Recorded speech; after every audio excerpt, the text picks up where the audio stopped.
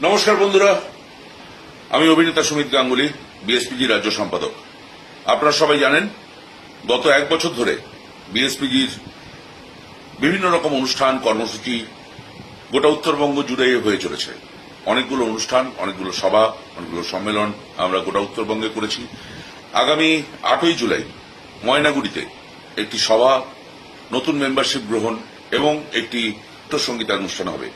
আমি নিজে সেখানে উপস্থিত থাকব এবং আমার সঙ্গে কলকাতা, উত্তরবঙ্গ, শিলিগুড়ির বিভিন্ন বেশ কিছু আরো নামি দামি সঙ্গীত শিল্পীরা এই অনুষ্ঠানে উপস্থিত থাকবেন।